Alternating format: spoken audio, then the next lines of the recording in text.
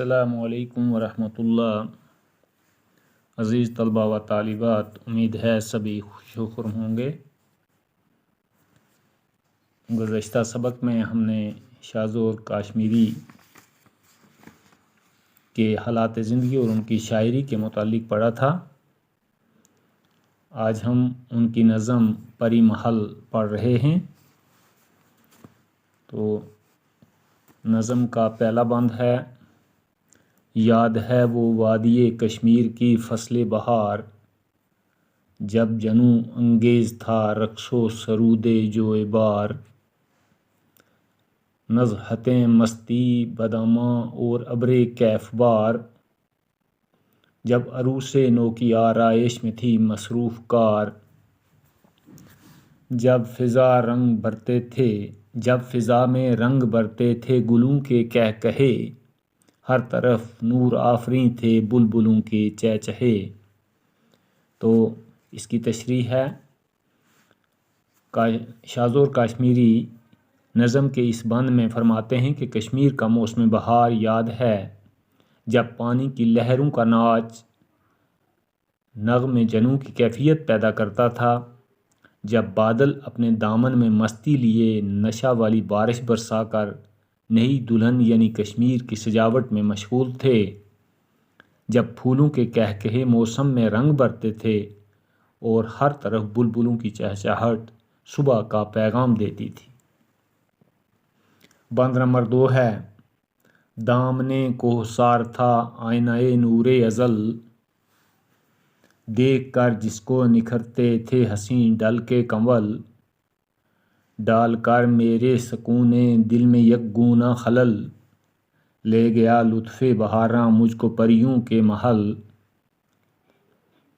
عیش و عشرت کا سماں گو کیف پرور تھا وہاں، مانائے نظارہ لیکن پردائے در تھا وہاں۔ تو اس بند میں شاعر فرماتے ہیں کہ بہار کے موسم میں پہاڑ کا دامن گویا خدا کے نور کا آئینہ تھا، یعنی خدا کے نور کو منعکس کر رہا تھا، جس کو دیکھ کر دل کے خوبصورت پھول کھل اٹھتے تھے۔ اس منظر نے میرے دل میں ایک اضطراب پیدا کیا اور مجھے پری محل لے گیا۔ وہاں عیش و عشرت کا سماں گویا نشہ پیدا کرتا تھا، لیکن دروازے کا پردہ اس نظارے میں رکاوٹ تھا۔ تو بند نمبر 3 ہے: 3 صدیوں کے اس بھاری پردے کا سرا، ڈرتے ڈرتے میری ذوق دید نے سرکا دیا، گو اندھیرا تھا وہاں تھا شوق لیکن صبح زا، ایک رنگیں فشاں سورج سا روشن ہو گیا، دیکھتا ہوں ایک بڑک ہے دبدبا ہے شان ہے، پردہ کے پیچھے محل ہے قصر ہے ایوان ہے۔ اس بند میں شاہ زور کشمیری فرماتے ہیں کہ میرے دیکھنے کے شوق نے 300 سال پہلے لٹکائے گئے اس بھاری پردے کو ہٹا دیا۔ اگرچہ وہاں اندھیرا تھا، لیکن میرے شوق دید میں جو شدت تھی، اس نے ایک چمکتے سورج کا کام کیا۔ میں نے دیکھا کہ پردے کے پیچھے ایک شاندار اور پروقار محل ہے۔ تو اس میں بند نمبر 4 ہے: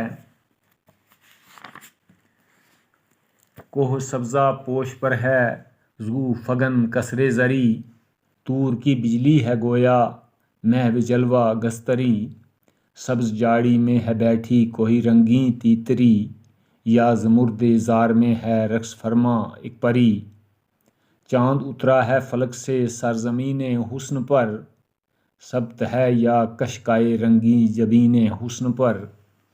تو اس بند میں نمبر 4 میں شاعر فرماتے ہیں کہ سبز لباس پہنے ہوئے پر رونق پہاڑ پر سنہری محل روشنی پھیلاتا ہوا دکھائی دیتا ہے۔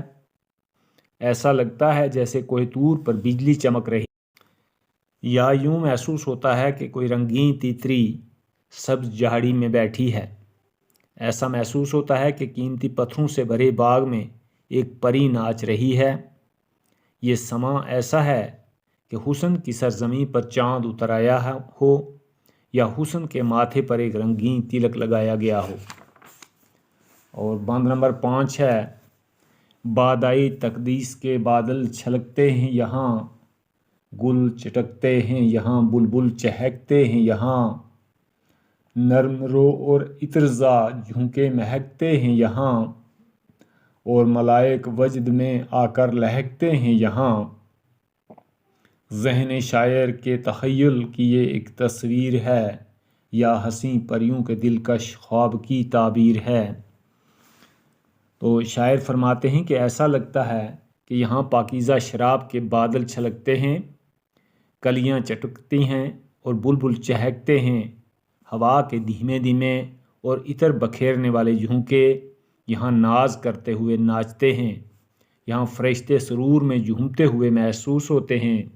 یہ شاعر کے ذہن کی کھینچی ہوئی تصویر ہے یا خوبصورت پریوں کے خواب کی تعبیر ہے۔ اور بند نمبر 6 ہے، شام ہے اس گل کدے کی بے مثال و لاجواب، سنبلستان جناں کا ایک نکھرا سا گلاب، ہے نمو کے جوش سے رنگے سحر کی آب و تاب، یا کسی دوشیزۂ جنت کا ہے جوش شباب، ہر قدم پر ہے یہاں ایک اہتمام رنگ و بو، ہر نہالے نو کے ہاتھوں میں ہے جام رنگ و بو۔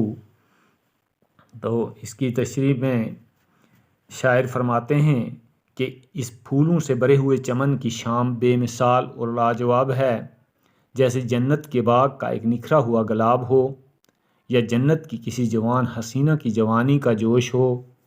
ہر قدم پر یہاں رنگ و بو کا انتظام ہے اور ہر نیک کھلے ہوئے پودے کے ہاتھوں میں جیسے رنگ و بو کا جام ہو۔ تو اس طرح یہ ہماری نظم پری محل مکمل ہو گئی۔ والسلام، خدا حافظ۔